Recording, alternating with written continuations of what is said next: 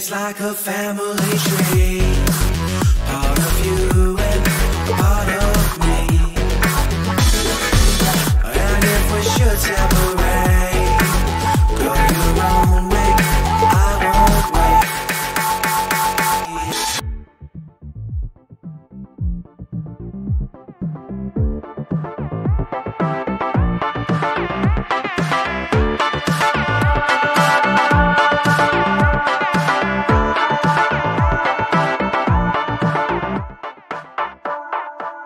Bring the funk back.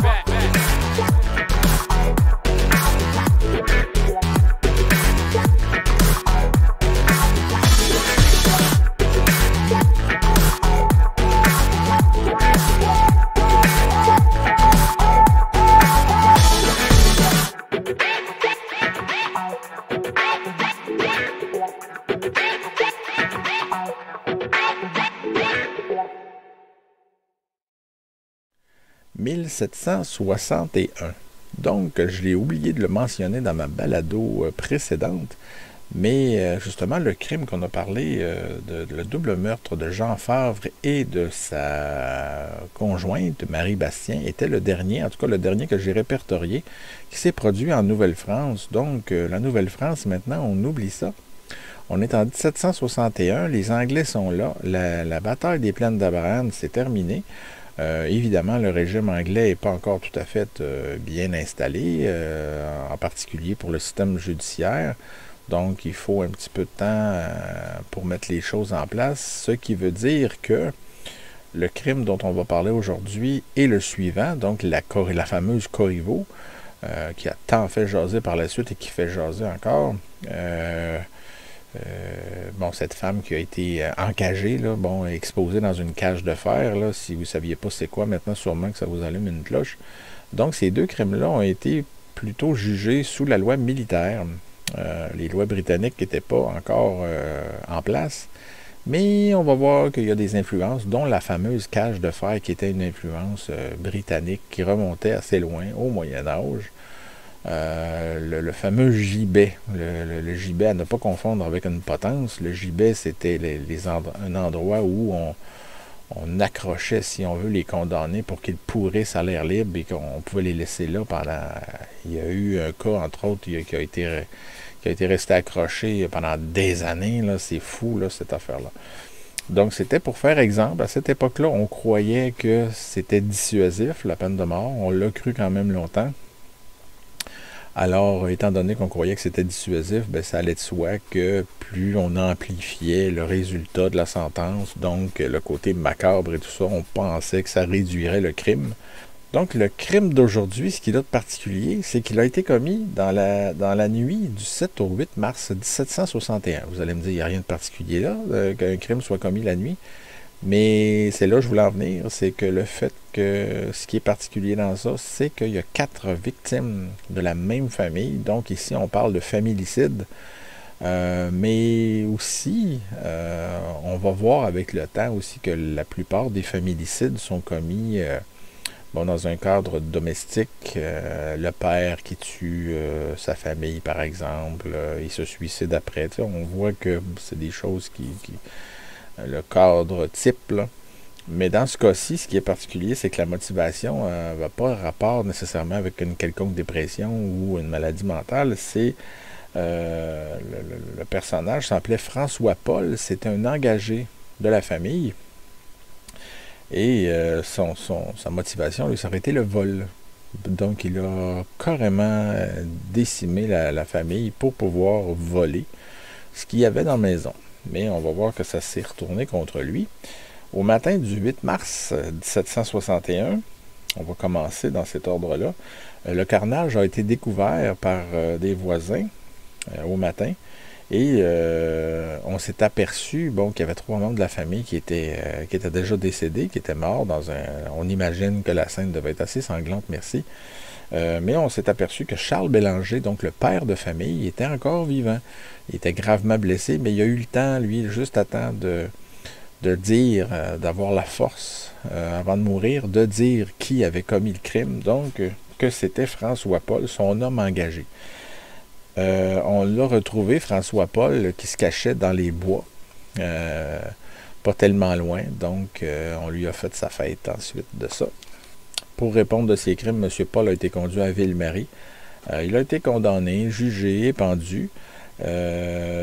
Particularité aussi, c'est qu'il a été encagé, donc avant même le crime de la Corriveau, la fameuse Corriveau qui est surtout connue pour la cage de fer dans laquelle elle a été exposée. À la vue de tout le monde. Donc lui, Monsieur Paul, a été le premier en Nouvelle-France à être encagé et on dit qu'il aurait été exposé comme ça durant au moins 1 an en face de la maison où s'est produit le crime, donc en face de la maison des Bélanger. Voilà, ça c'est une pratique, évidemment, on va y revenir avec au cours de la description ou du résumé du crime de la Corriveau. Mais c'est une pratique qui témoigne vraiment c'est une pratique qui n'avait pas été faite avant en Nouvelle-France.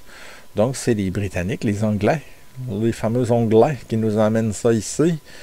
Heureusement, la fameuse cage ne sera pas utilisée tellement longtemps dans l'histoire, mais ça correspond apparemment, selon les auteurs du livre La Corriveau, donc Catherine Ferland et Dave Corriveau, avec leur recherche, qui est un livre excellent, je vais en reparler dans la prochaine balado aussi à propos de la Corriveau, c'est que cette pratique-là de la cage résulterait d'une hausse des crimes violents en Angleterre qui s'est produit sur une période d'environ 1 siècle et qui correspondait, c'était à l'époque où ils ont envahi la Nouvelle-France. Donc, eux arrivaient avec cette mentalité-là qu'il y avait eu une hausse épouvantable du crime. Ils ne savaient plus comment régler ça, si on veut. Fait que c'était, encore une fois, la force dissuasive en laquelle on croyait à l'époque. Donc, on a voulu donner un exemple avec M. Paul. Donc, comme je le disais, l'affaire de la famille Bélanger, je vais nommer d'ailleurs les victimes. Par respect pour les victimes, il y a Charles Bélanger. Là, pour les âges des victimes, par exemple, ça varie beaucoup selon les sources. Là, je donne un approximatif, mais on disait que Charles Bélanger était âgé de 39 ans. Ensuite, Angélique Monarque Bélanger, 34 ou 39 ans, selon les sources. Charles Bélanger Junior, on imagine, 11 ou 15 ans. Et finalement, Charlotte Bélanger, qui avait 11 ans. Donc, si on revient sur les circonstances du crime, le premier familicide, en tout cas commis sur notre territoire, donc que ce soit Nouvelle-France ou Québec, là, on va commencer à parler surtout de la province de Québec, même si officiellement n'existe pas encore à cette époque-là.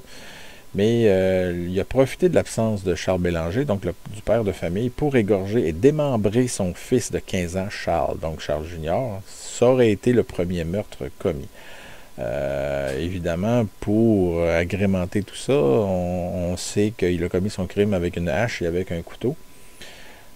Au cours de la soirée, l'épouse du cultivateur, donc Angélique Monarque, et sa nièce Charlotte, âgée de 11 ans, sont rentrées à la maison et l'assassin les attendait. Donc, il avait commencé par assassiner le petit bonhomme, Charles, petit bonhomme de 15 ans quand même, mais il avait commencé par l'adolescent Charles Bélanger. Donc, c'est qu'il a attendu. Son crime était quand même assez horrible de ce côté-là. Il l'a démembré, donc il a fait preuve de surpuissance aussi. Overkill, comme on dit en anglais, donc c'est toute la violence qui n'était pas nécessaire pour tuer une victime. Quand une victime est morte et qu'on continue à s'acharner, ça peut démontrer... Bon, je ne vais pas me mettre profileur, encore une fois, ni psychologue criminel, mais ça démontre quelque chose, disons.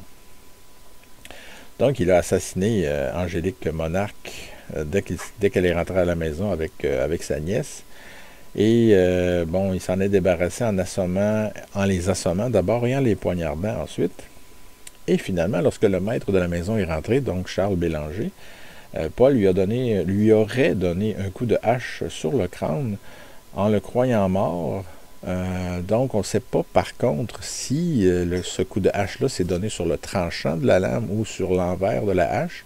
L'histoire ne le dit pas, mais c'est peut-être ce qui aurait permis à Charles de survivre assez longtemps pour dénoncer son assassin. Et comble de tout ça, bon, on ne sait pas s'il a volé, l'histoire ne dit pas s'il a réussi à voler quoi que ce soit. Mais en plus de tout ça, pour masquer son crime, il a mis le feu à la maison avant de s'enfuir dans les bois.